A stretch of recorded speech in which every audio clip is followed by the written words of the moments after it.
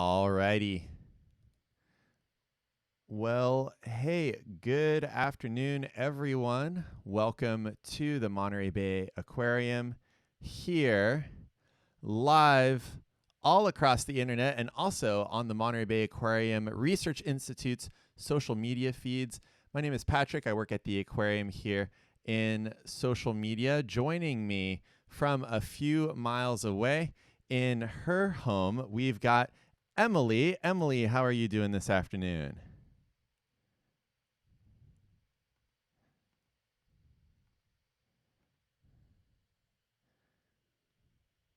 A Thursday afternoon tradition right now. All right. I think Emily, I didn't have you turned on yet, so we can Oh start that one no! again. Hey Emily, good to Hey see you. Patrick. Hey everyone. Good to see you. Good to hear you right now, Patrick. Thanks everyone for tuning in for our Thursday afternoon tradition as we have another special guest on this afternoon, Patrick. Yes, we do have a very special guest, and I did want to say hello to Jim Barry of MBARI, and I'm going to see if I can pull us up right now, all of us here on the call that we happen to be on. All right, everybody, we are all live here, all at the same time. Go ahead and wave to the camera. Hey, Jim, it's good to see you there. Hi, Patrick. Hi, everybody. It's great to be here. Thanks for running these. It's a wonderful thing to do. Oh, we're going to give it a shot. So you can see we've got a whole big crew there up top saying hello. But Jim, I'm going to put you now here in the lower corner um, of the window. Let's see, transitioned there, and I'm going to start playing a few videos here of the Monterey Bay. Actually, before maybe we get started with all of that, I will hide us here, and we'll just give a quick intro about who we are and what we're talking about today. This is Mysteries of the Deep, everybody, and we are talking to some researchers. Today it's Jim from the Monterey Bay Aquarium Research Institute. You can see here the Monterey Bay Aquarium Research Institute is located at the mouth of the Monterey Submarine Canyon over in Moss Landing, about 20 miles north from the aquarium. Here's a look at what that looks like. There's Monterey, there's Moss Landing, and Santa Cruz across the way from where we are. And underwater out here in our backyard, we're very fortunate to have a really incredible feature of essentially the Grand Canyon underwater here in our backyard. Basically, the canyon is a mile deep with another mile of water stacked on top of it. And what MBARI has is many research vessels. Here is the Rachel Carson. And aboard the Rachel Carson is a really awesome piece of technology called the ROV Ventana. An ROV is a remotely operated vehicle, and the ROV Ventana dives down into the deep sea with an HD camera, which allows us to bring you back all of these video clips that I will be sharing with you all this afternoon. Aboard the vessel is the pilot and the scientist, just like Jim, looking at what is going on down there in that deep sea. And so, without further ado, I'm going to see if I can bring all of us back, or at least you, Jim, in the lower corner, and we can start talking a little bit to you about seamounts and mountains beneath the waves. So tell us what's going on there. Sure. Well, we all have gone for hikes and we see mountains all over the place when we travel, but they occur all over the world, including under the sea. And exactly what is a seamount? Well, basically, it's an underwater mountain or an underwater projection above the seabed. Some might just be a small hill, some might be rugged, huge mountains as big as Mount Everest. But there are roughly, I mean, it's hard to count them because it depends on what you think is a seamount, but there are roughly 20 to 40,000 seamounts at the bottom of the ocean, including some that are right along our coast here. And when you look out at the blue ocean, you think, oh, everything's fine and it's just water and fish and whatever. But instead, there are all kinds of things that live on the seabed, either on the mud, which comprises roughly 70% of our world, the bottom of the ocean, or seamounts. Rocky habitats that occur on some of these include beautiful deep sea corals. And I'm not underwater right now, but if you can see the photo behind me, this is a shot of some rocks on a seamount just off our coast, about 30 or 40 miles southwest of Moss Landing off Point Sur, and you can see some beautiful deep sea corals and yellow Picasso sponges there. And what we have is a time lapse camera that I can talk about later that's right down there right now, documenting one picture per hour for the rest of this year that will give us some idea of what's going on. So today we'll be talking about deep sea corals, and you might think about, well, what's a deep sea coral? And they kind of fall into two categories. In across the world ocean, especially in the Atlantic, which is less acidic than our ocean here, we have lots of sort of mound building or forest building corals that actually create large mounds in which lots of things live, very much like coral reefs in shallow water. On our coast, it's a more acidic ocean. Those don't tend to form here. And we have sea fans and other corals like those you see behind me that create small forests, or they're called coral gardens. And these corals are completely different. Well, not completely different. They're somewhat different than those that we know from shallow water.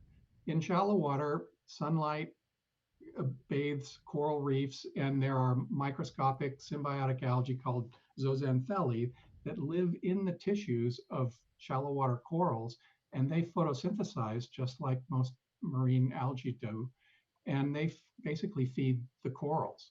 In deep water, all of the corals that I'm talking about live in very deep water, below 200 meters in depth, and all the way down to the base of the Davidson Seamount that we'll talk about today, that's up to 4,000 meters deep. And they don't have any zooxanthellae.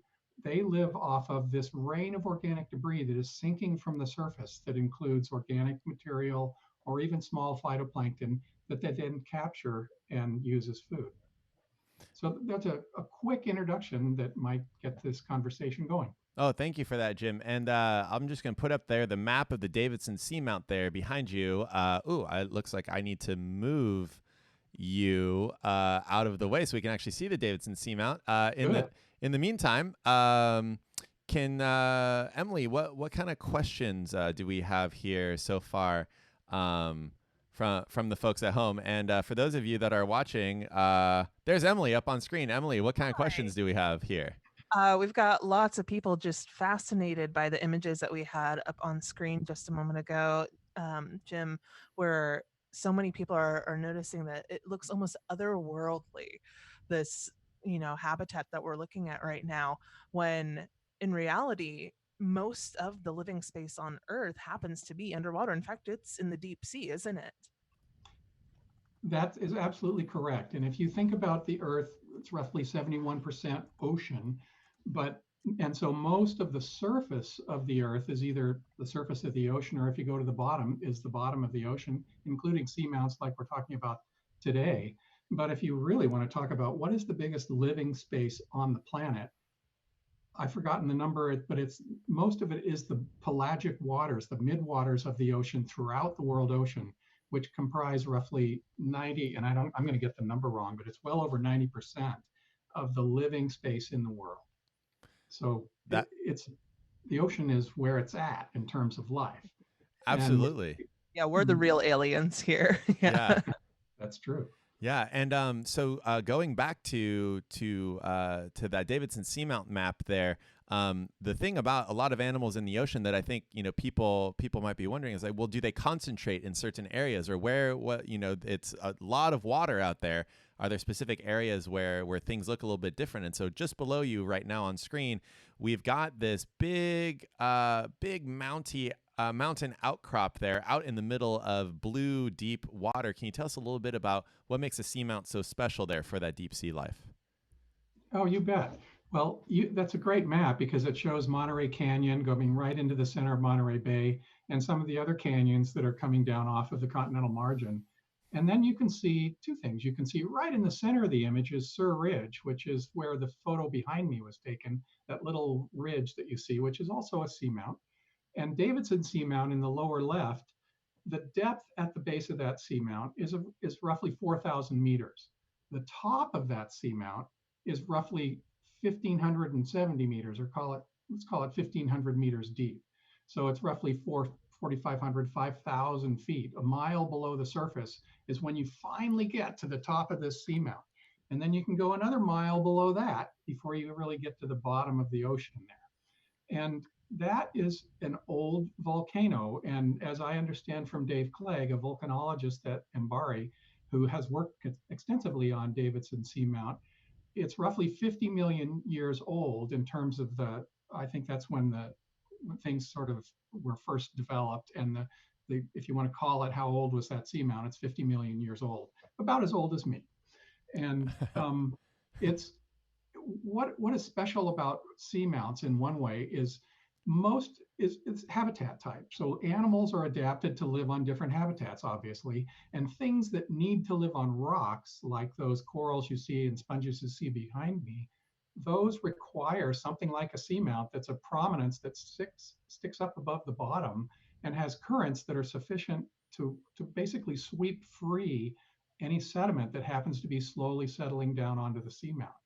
That provides a spot for a larva from a deep sea coral to land, just like a seed from an oak tree lands or an acorn lands somewhere, and begin life and start to propagate and grow into a juvenile and eventually into a large coral. Now, when you think about corals in shallow water, they grow quite rapidly actually in coral reefs in shallow water.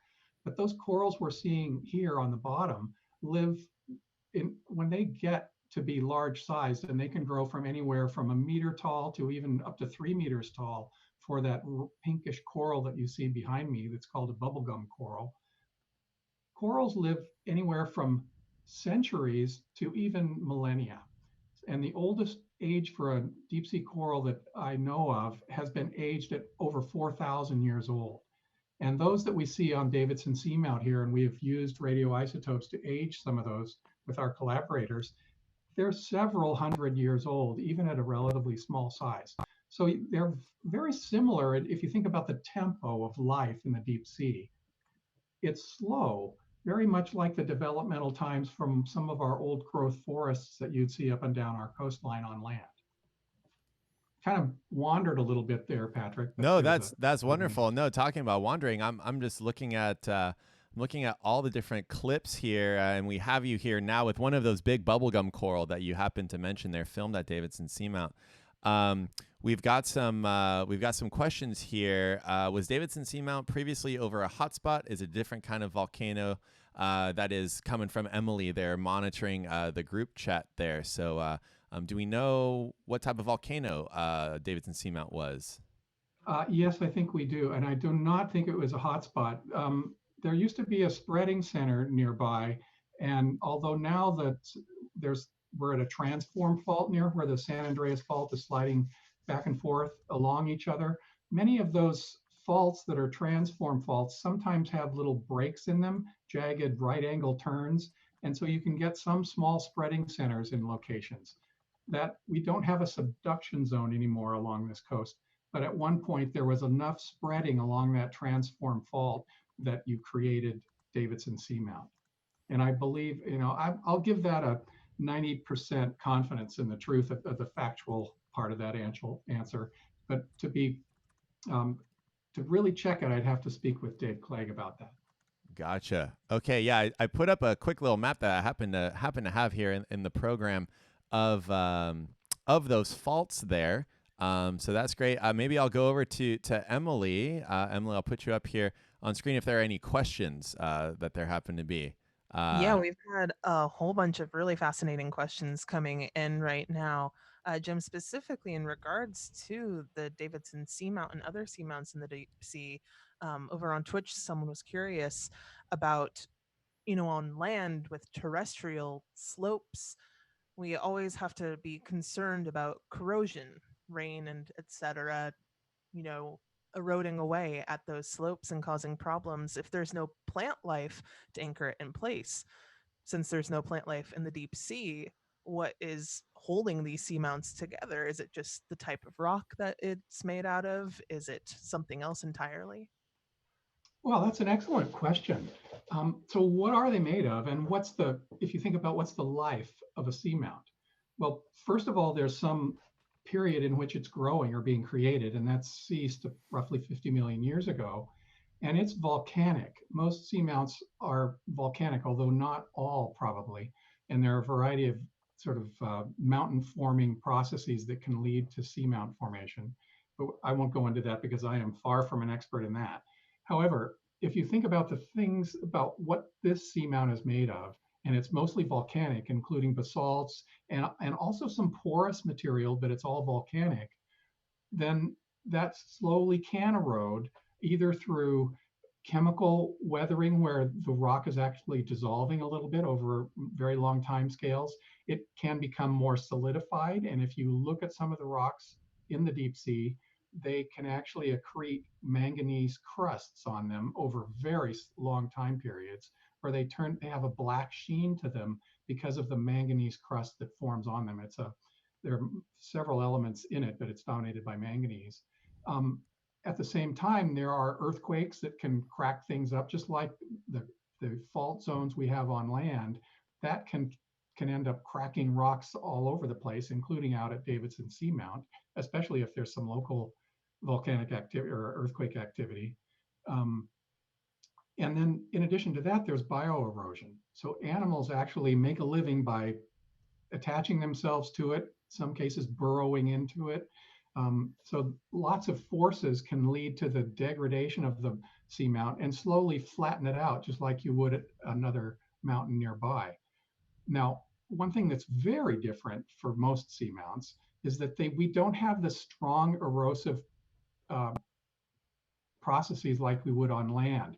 So although there's water surrounding it, we don't have rainfall carrying rocky debris down slopes quite as rapidly on seamounts. Those processes can help create, or transport of sediments down canyons can help erode canyons.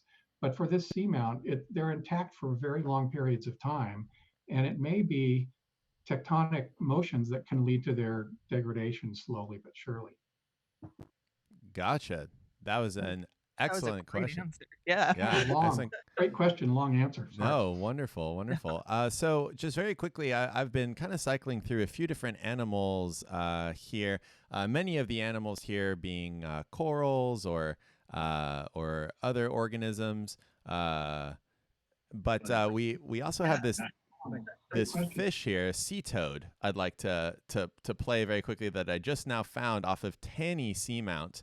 I don't know if you have anything to tell us about this wonderful little fish, but I have it up on screen right now. There, we have the sea toad that was discovered, the anglerfish relative. You see a lot of different interesting types of fishes surrounding these seamounts, right?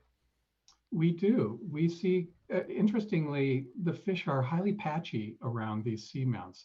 We see fairly high diversity, a number of species, including things like the sea toad that was, I believe you're right, it was on Taney Seamounts, although I think we saw it at Davidson Seamount at one point years ago. But we also see lots of other fish that exploit. I mean, why are the fish there? They're there for feeding, habitat, and reproduction. And feeding might be the real key. And if you think about where food is available for things like this really amazing fish, its prey probably are more abundant in an area like this, and it may be safer against a rock like it's sitting right there right now than it would be out on the mudflat 10 miles distant from the seamount. And if you think about food, where does the food come from for any of these organisms? And they're all animals for the most part, except for the microbial assemblage that's there. Where's the food coming from, and where is the best place to be if you want to be right there where you're ensured a meal today? A lot of it has to do with currents. So all of the food is sinking down from the surface where everything's connected to sunlight. Even though the deep sea, there's lots of life here and it seems distinct from the surface, it depends upon this rain of organic debris that's from organisms growing at the surface, ultimately photosynthesis from algae at the surface that enters the food web and then eventually delivers some sort of food, whether it's a live animal like zooplankton or organic debris that's sweeping by. Now there's a current carrying that food, not just sinking down, but the current is coming across the seamount. And just like you've stood next to a wall, and if you stand just in the right place when the wind's blowing, the wind howls across you. But if you take a few steps behind you and go behind the wall, all of a sudden you're in the calm again. Well, if you're trying to make a living capturing food in that wind by say, whatever it is, let's say you eat butterflies and you're trying to trap butterflies being swept by or other insects, you want to be where those currents or where that wind is pretty strong, out near the edge of that wall. The same thing occurs in near seamounts. A lot of animals will crawl up next to a wall or crawl up at the top of a rock where the currents are a little higher, and then they can exploit those more rapid deliveries of food as they're being swept by. So when you look at those rocks in a seamount, or these rocks that you see in the back of the image there, think about those currents that are kind of sweeping by, and those animals trying to make a living by positioning themselves or growing better where those currents are a little bit higher and food is a little bit more available. Awesome. Thank you so much for the explanation. I can go to Emily, or also we have Susan and Cassie from MBARI as well. If there happen to be any questions that you may have seen, we got a few questions here. Emily, how do Yeah, you? we've been collecting them in our chat here. There's quite a few that are wonderful.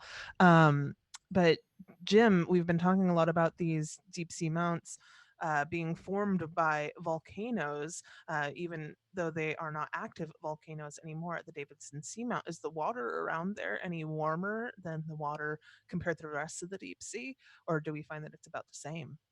Well, that is a fantastic question. And if you asked me this question 2 years ago, I would say it's the same temperature as all the water around it, because the heat that is generated around volcanic eruptions and the heat gradient from the rock itself at the outside into the rock is weak. But just about a year and a half ago, there was a discovery of some shimmering water at the base of the Davidson Seamount. And one of the ocean exploration groups through NOAA was having a cruise near the Davidson Seamount, and they were actually looking for an interesting place to go dive with the submarine, the remotely operated vehicle. And Dave Clegg, the guy that I've been mentioning that's a volcanologist, suggested that they go down to the foothills at the base of the Davidson Seamount. And so they did, and they were in their exploration of just looking across the seabed to see what's there, because no one had ever seen it before, which is often true when you go in an ROV and look in the deep sea. They discovered what looked to be some shimmering water. Now, why would you see some sort of shimmering water? It has to do with a change in the density, and you're looking through one clarity of water, and then there's a density change, and it's sort of like looking through a blurry window.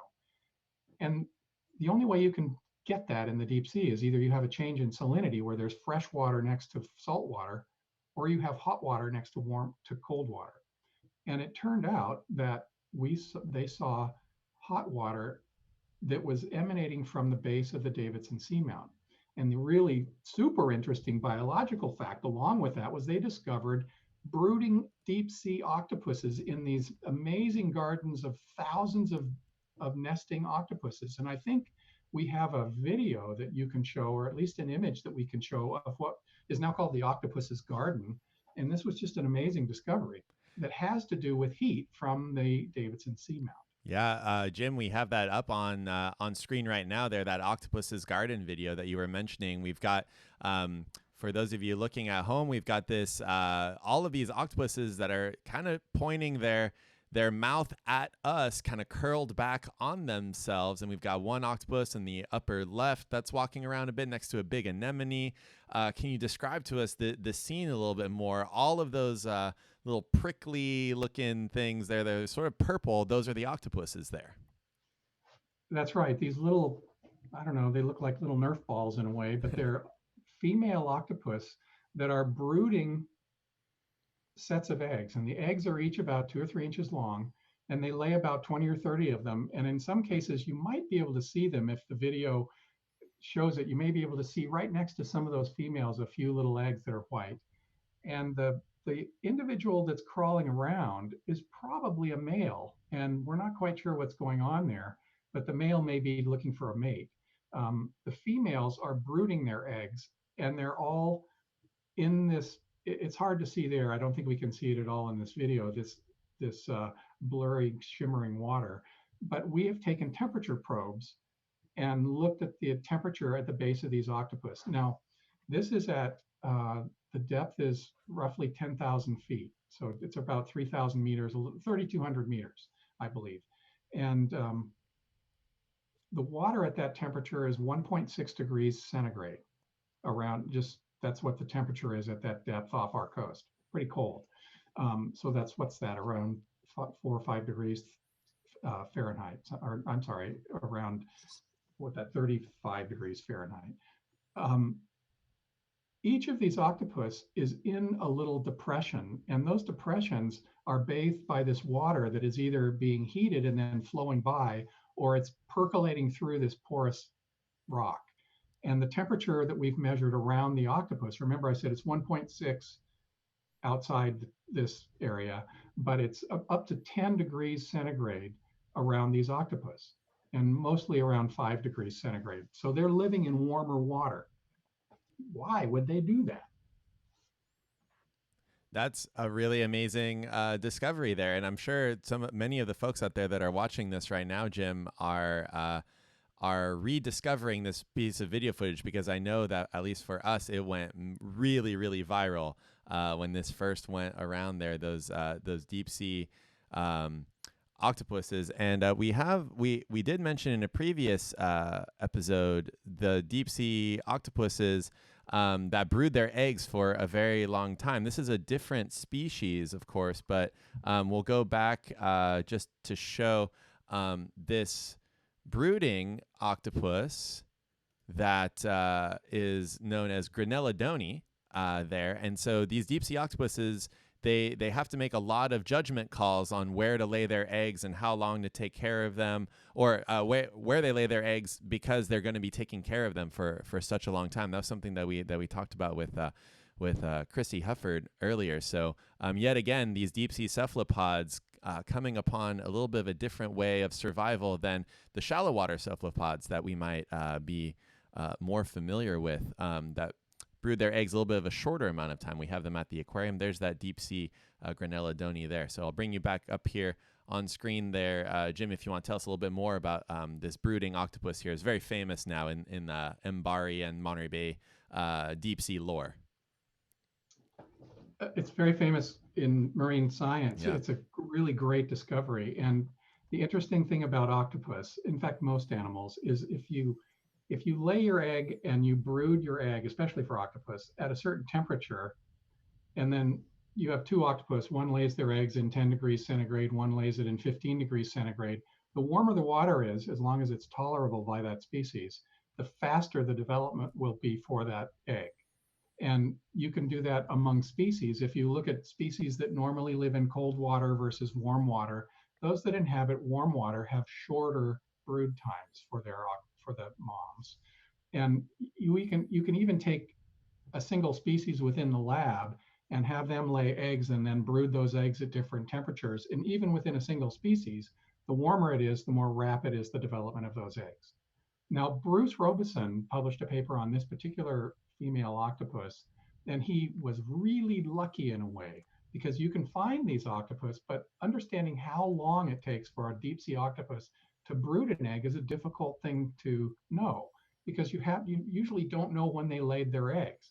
But he happened to see that octopus, and it has a characteristic scar on its back, so he could even identify it as the same individual. He happened to see it lay its eggs. And so they went back every year expecting to see the brood period end after a year or two, but it took roughly 4 years. In fact, I think it was 1,574 days or something like that. Wow. This immense long period. And that's far longer than most octopus lay their eggs or take to brood. Interestingly, though, if you took a model, if you plotted in logs, you plot the relationship between the brooding temperature and the brood period required, and then predicted, okay, for that temperature, which was roughly 5 degrees centigrade, how long will it take for them to brood their eggs? And it comes out almost exactly what Bruce Robeson found, roughly 1,600 days. So let's transfer back to the octopus garden. They live at an even colder temperature, 1.6 degrees. If you go to that plot with all those species and then predict, based on 1.6 degrees, how long is it going to take for them to brood their eggs? The answer comes out to be roughly 7 to 10 years, I think. Whoa. A really long time. So what we think is going on is that those animals are trying to kind of hack the system, if you will, and get their eggs into warmer water so they can shorten that developmental time. And if you think about the advantage of that, there's a huge advantage. Let's say predators are going to get 1% of you per year, 1% of your eggs. Well, that alone says, well, if you can go from 10 years down to 2 years, then you're going to make hay on your egg development. Wow. So gaming the system there, looking at the graphs and trying to plot their way forward there. That's very, very cool to see that all those different animals figuring out these different things over their evolutionary time, especially just how different it is from the sea surface to the deep sea. All these discoveries that we're making, you wouldn't expect based off the fact that octopuses tend to live such a short amount of time in shallow water that in the deep sea they might be living a very, very long time and brooding their eggs for a lot of that. Thank you so much for that story and the explanation of everything there. I want to go to Emily here because I know that we've had quite a few questions come in here in this time. What are the folks wanting to know? So lots of people curious about the octopus. I mean, they capture everyone's imagination. I know that we're definitely blown away by this story right now, Jim. Um, we've talked about octopus previously in the past on our social media channels, and especially about octopus reproduction, how females usually will lay their eggs and then after they hatch they'll pass away. So lots of people wondering if that's the same with these octopus, if it's like other octopus where they're not eating during this entire time, and if so, how can they survive for 7 to 10 years without eating anything?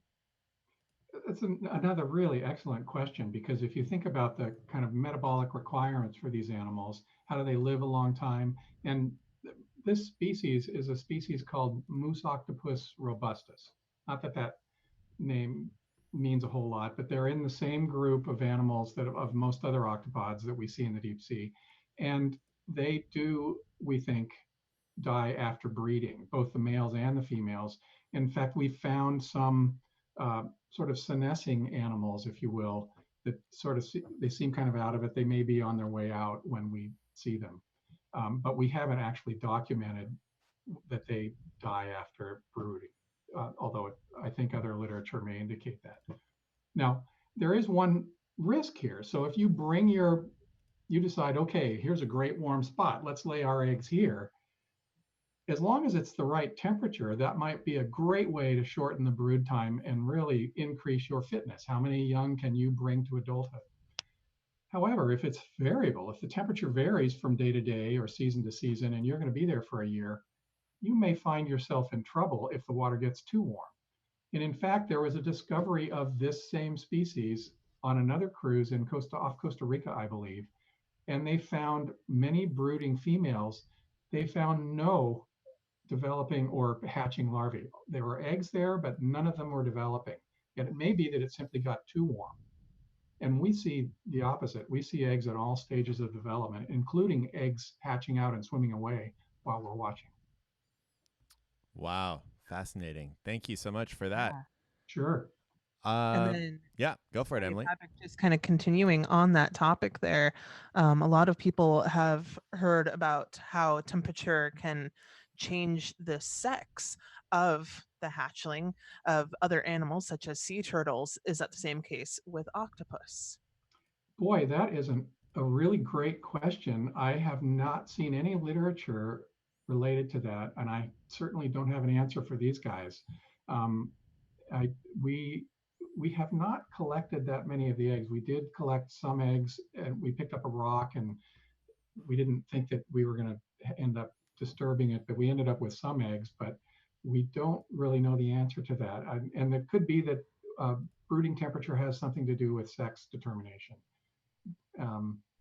Hard to know. It's a different group of animals, and my expectation is that sex is determined independent of temperature, but I just don't know the answer. No, that's a perfectly acceptable answer. Sure. Because there's so much that we don't know about the deep sea, and why it is such a fascinating place to study, and why we're so fortunate to have you and all of our friends and colleagues over at MBARI trying to unravel these mysteries. Promise this is going to be the last octopus question, then I'm going to hop over to some of the other many questions about the delightful vertebrates and invertebrates that we've been seeing on the screen here. But we also had the question, are there any developmental disadvantages or advantages of having a kind of a sped up development, depending on where these octopus are raising their eggs? That's another really excellent question that I don't know we have lots of information on, but you can imagine advantages, certainly just the fact that there is a risk to having your eggs on a rock for a long period of time. And we know that the females protect them. And in fact, we saw predation events on the eggs and on the juveniles when they were hatching. There are, amongst those rocks that you saw around those brooding females, there are some small shrimps that we saw attack some of the juveniles as they hatched out. And ultimately, the one juvenile that was really under attack was squirming away, trying to release itself from the grasp of this small shrimp, and eventually did and swam off. But it does give you the impression that there's a risk for being on that rock. And if you can go from, say, 10 years down to 2 years, you then certainly narrow the risk to a shorter period. So that should be a big advantage. On the other hand, what if there are some developmental abnormalities that come along with that increased sort of metabolic rate and the development that occurs more rapidly than maybe it would under other conditions? And we don't know that much about it, other than the extreme, where obviously if you make it too warm, you're going to have calamari rather than juvenile octopi or octopuses, sorry. So if it's too warm, you can simply cook them and mortality would increase. So that's obviously a disadvantage. Yeah. Very good. Thank you, Jim. Yeah, I'll head back to you. I'm going to do a hard cut over to a coral that was named after Julie Packard. Let's see. Let me get rid of the octopus garden there. Bring this back, and we're back. So amazing stuff about deep sea cephalopods, octopuses on those seamounts. I just have a hard cut over here to Packard's treasure coral here, discovered on Taney Seamount. Is there anything else we wanted to mention about corals, hydroids, these cnidarians? Anything that we haven't mentioned yet about those? Well, I think sure. There's a lot that we don't know about corals, and what's happened so far is that we have started to understand where corals live in the deep sea, and there are some big concerns about conservation of deep sea corals. And I've already mentioned that they grow quite slowly, they live a long time, and they're often positioned in an area where fisheries are abundant. So and this was noticed, and because of that, they're highly vulnerable to fishing disturbance. And this was noticed especially in the 1980s, when many of you may remember the orange roughy fishery, which is still fished off Tasmania and Australia on many seamounts. And trawlers go into seamount areas and use bottom trawls to capture fish, and they destroy deep sea coral gardens at the same time. And they don't come back rapidly. In fact, there's literature now trying to evaluate how rapidly some of these areas that have been almost denuded by deep sea trawling have recovered from those. And the recovery rates after even a decade or more are very, very slow.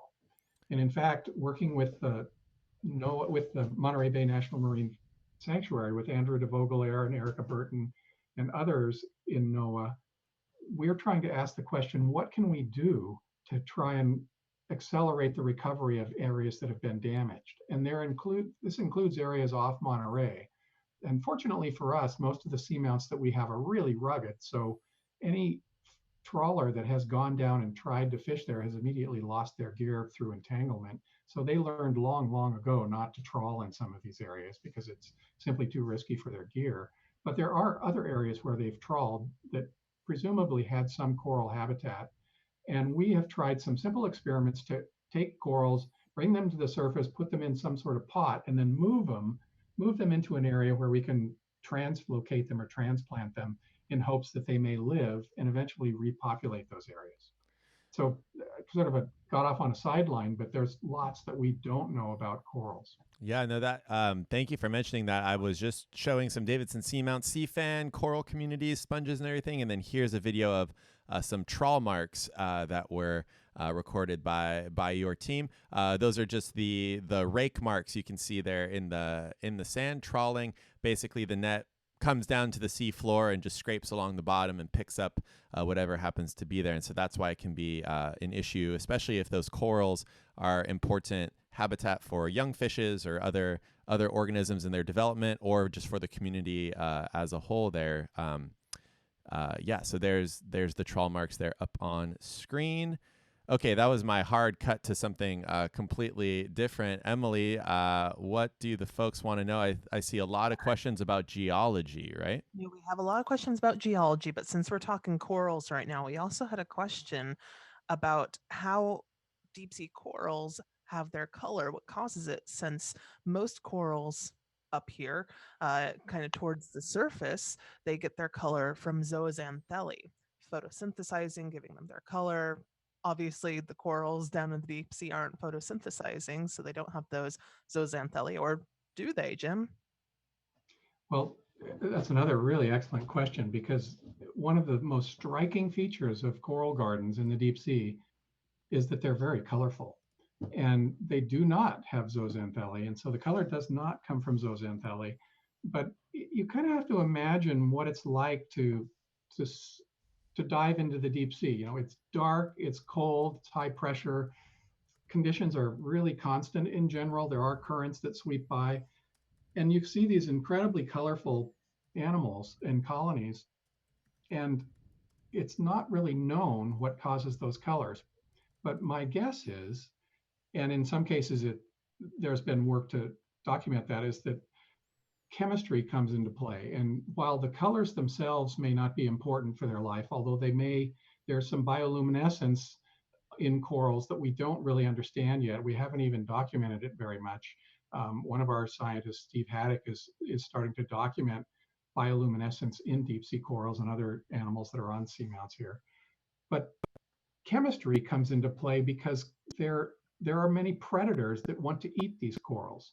And one way to defend yourself from predators is to try and keep them off in one way or another, or diminish their ability to consume you. And one way to do that is to produce compounds that are either hard to digest or they're distasteful.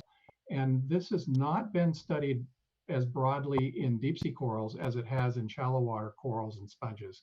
But there's actually a fairly large literature showing that there are a variety of novel compounds in deep water sponges and corals that have some sort of bioactivity. And by bioactivity, I mean they either are antimicrobial, or they are distasteful for some predator, or they may play some other deterrence role in protecting them from predation. So that's one reason that they're colorful, I think. But Wow. we need more work. Yes, always. Um, Again, kind of talking corals right now. We had a couple of great questions about, can deep sea corals survive in shallower waters or even in the laboratories? And have we ever tried to breed those deep sea corals in a lab before? Great question. The answer is sort of yes, and maybe yes. And the sort of yes is we've brought them up and other people have brought them into the lab. Some species of corals do quite well in the lab, at least for some period of time, say on the scale of weeks to months. And Monterey Bay Aquarium in particular is trying to culture deep sea corals so that they could put them on exhibit, perhaps. We have tried to bring them into the lab so that we can try to do some simple experiments with them to try and understand, for example, how sensitive are they to ocean acidification or warming or low oxygen levels. We've had variable success with that, and so we don't have a great answer for bringing them into the lab, and we don't have a great recipe for how do you keep a deep sea coral alive in the lab at surface pressures. But it doesn't look like at least the shallower end of this group of animals is it doesn't look like it's impossible to bring them up. As far as breeding in the lab, that might take some research to figure that one out.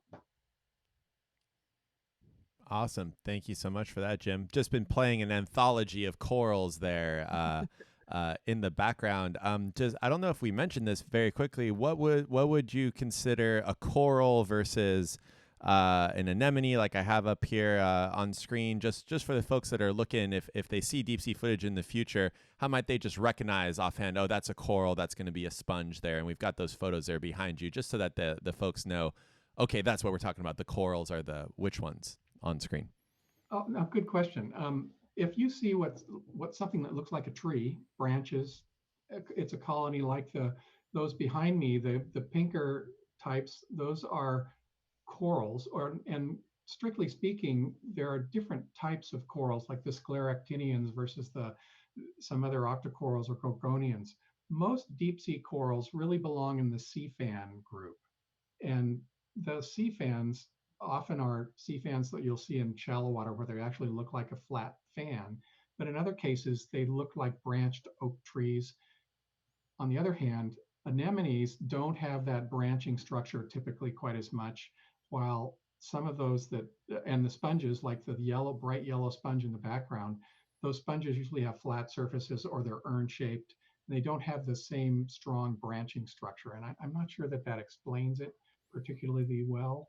But if you want to look at one feature that separates the two, say anemones versus corals, most corals have a calcium carbonate skeleton inside their tissues, whereas anemones typically do not. There you go. Yeah, thank you. There's just so many beautiful things that have been up on screen there. It can be difficult, I think, for folks to tell. So thank you so much for that explanation. So much life on the deep sea floor, and we're not even mentioning the brittle stars and the feather stars that are there, the crabs and everything crawling all over. So yeah, thank you for that. Emily, I'll go to you. Looks like we got some questions.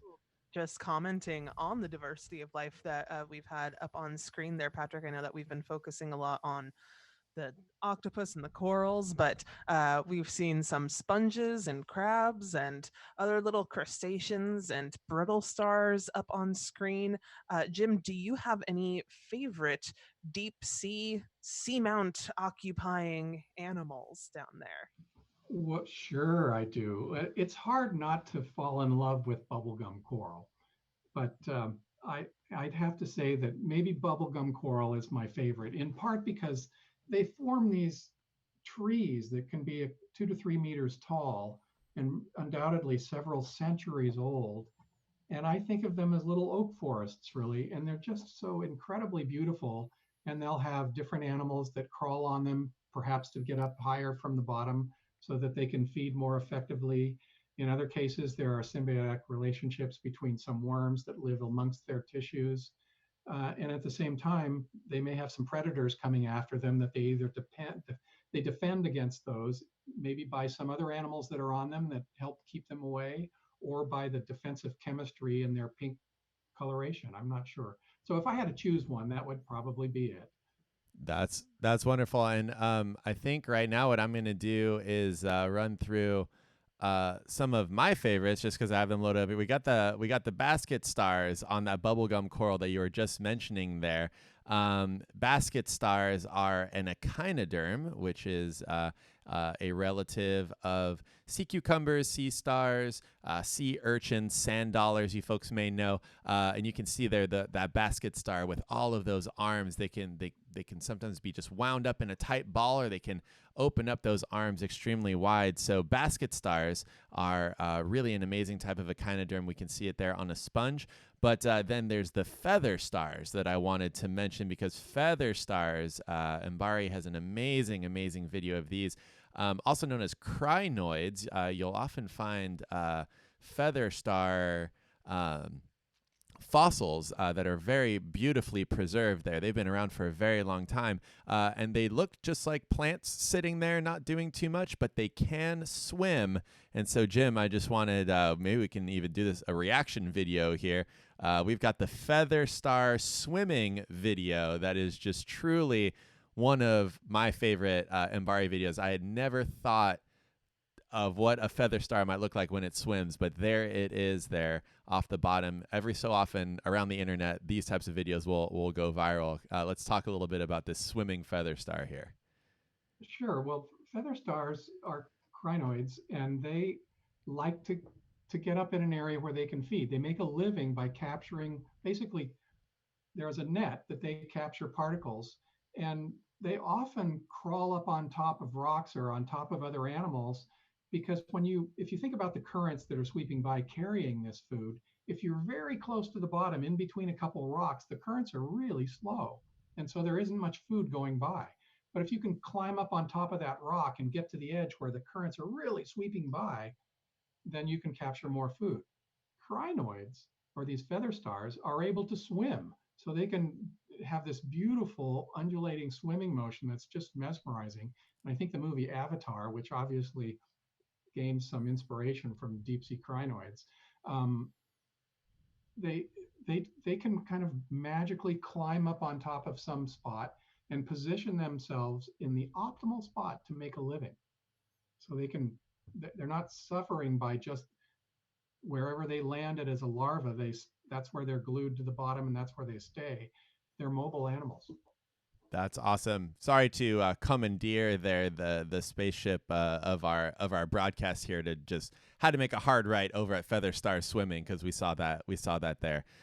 Really awesome stuff. Okay, Emily, I'll go to you. I see that we're coming up on just about 7 minutes left here. Thank you so much, Jim, by the way, for all of the knowledge coming in off the top of the head from all the different questions that we have. Emily, we're live with you. What kind of questions do we have here? So, let's hop back to some geology questions if you're up for it, Jim. You bet. All right. So, talked a little bit about how an extinct volcano let's go back there. It's Even it's further 3 back. o'clock. We're getting through the day. We talked a little bit about how the Davidson Seamount was created by volcanic activity. Do other deep sea mounts that might still have active volcanoes underneath them, do they ever experience bursts? Do we see that from the surface? And how does that shape the sea floor over time? There are undersea volcanoes being created right this second, and probably many places around the world. And if you think about hot lava coming out, and hotspots are the thing that really comes to mind, like the Hawaiian Islands. That's where we have a hotspot where islands are being created kind of all the time along these hotspots. The other place that we see creation of new seafloor or hotspots are the spreading zones along the mid-Atlantic ridge, where new seafloor is being created as tectonic plates part from one another. And along the parts, one of the places that comes to mind the most is Iceland. Iceland is right along the mid-Atlantic ridge. And if you go offshore from Iceland, there are almost certainly some small volcanoes that are creating new seamounts as we speak. And those seamounts, when they're super hot, if larvae land on them, they're going to be cooked. But once it cools, then all of a sudden you have new habitat. It might be risky for a while to land there because you may be covered by new lava on a subsequent eruption.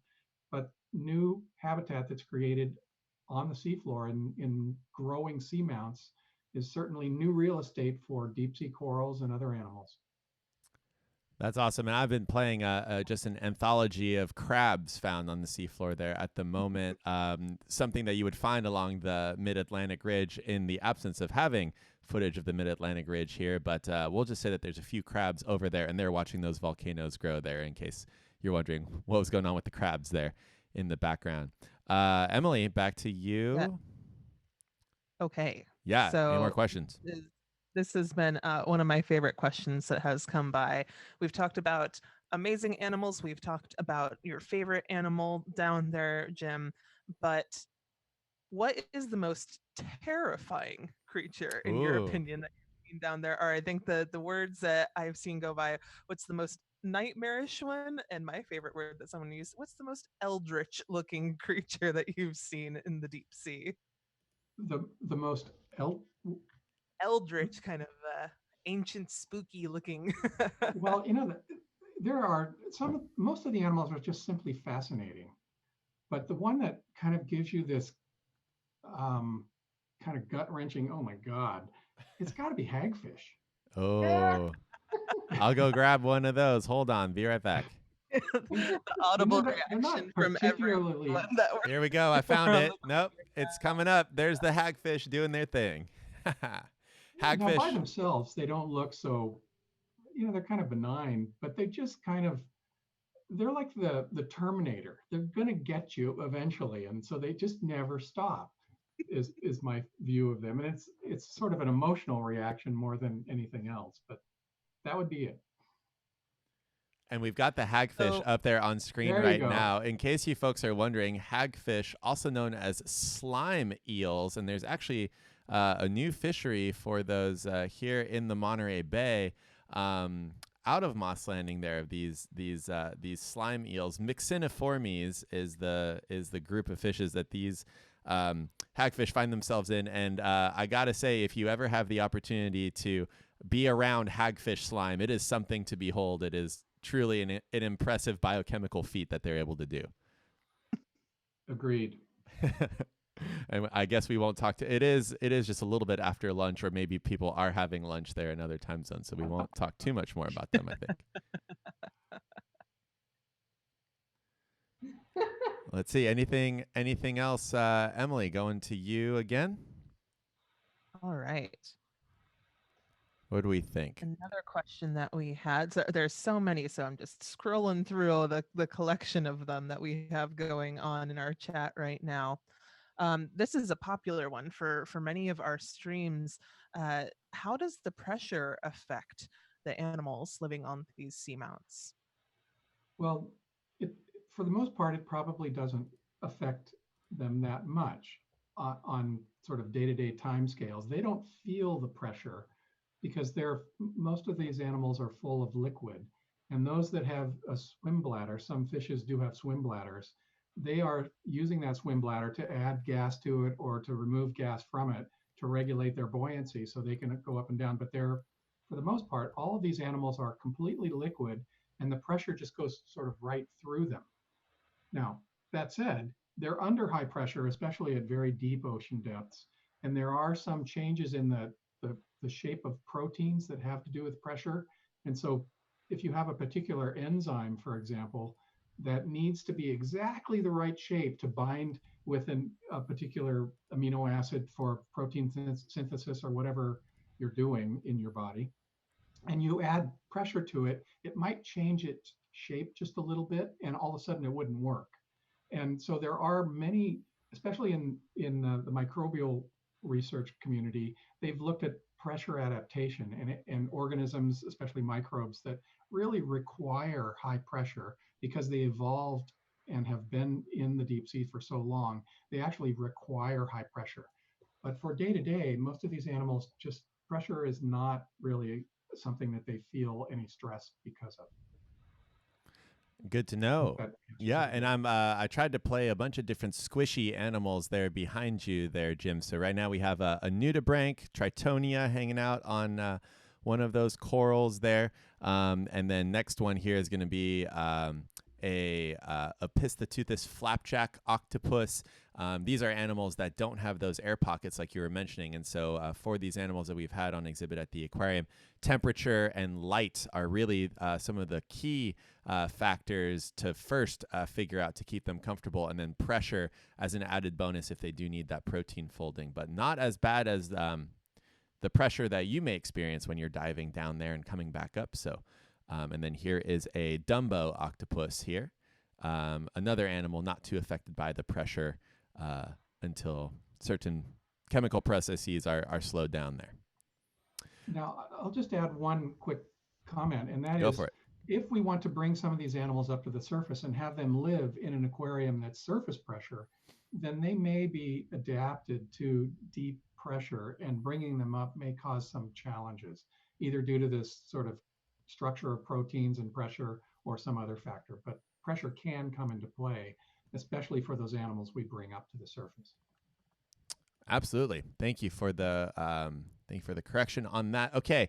I was just looking at the time here. It looks like we are 2 minutes past an hour spent here with you, Jim. So thank you so much. I think what I'm going to do right now is I'm going to bring everybody kind of back into view. Oh, here, I'll undo my camera there. We got Cassie, we got George, we got Susan over there answering everybody's questions. We've got Emily. Thank you so much, everyone, for this amazing live stream. Thank you, Jim, for all of that knowledge there. Oh, it was really a pleasure. I mean, how can you not be excited by talking about the deep sea? Yeah, a whole lot of fun. We'll just wave to everybody who's been answering those questions the whole time. They got all of their amazing Zoom backgrounds there set up during that time. Okay, well, with that, everyone, that has been Seamounts and Mysteries of the Deep with Jim. We haven't covered everything, so I'm sure we will be doing another one of these very, very soon. Thank you again, Jim. Thank you to the MBARI crew that's over here on this side for answering all of those questions. Thank you, Emily, down over here for fielding all of those questions live on the show. And yeah, thank you again, Jim, for sharing your knowledge just above Emily there of all those mysteries of the deep. Really amazing stuff. Thank you. Well, thanks for the invitation. It was great. Okay, all right, everyone. We will see you again soon. Deep see you again soon here at the Monterey Bay Aquarium and the Monterey Bay Aquarium Research Institute's social media feeds. We're going to transition us back to the title screen, fade out the microphones. Thanks, everyone. Have a great and safe rest of your day. You too.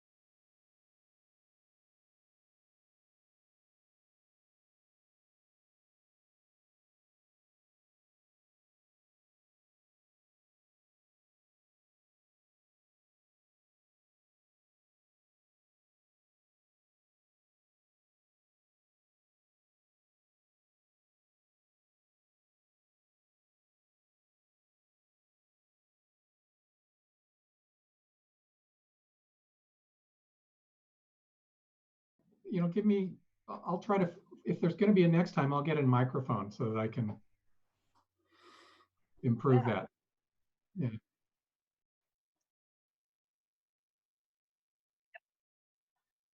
Nope. No. I think.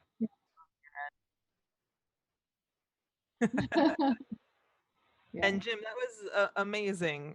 We would love to have you on again. There were so many questions that we were getting that we just didn't have time to get to all of them. So Good. yeah, that was great. Fodder for discussion. No, awesome.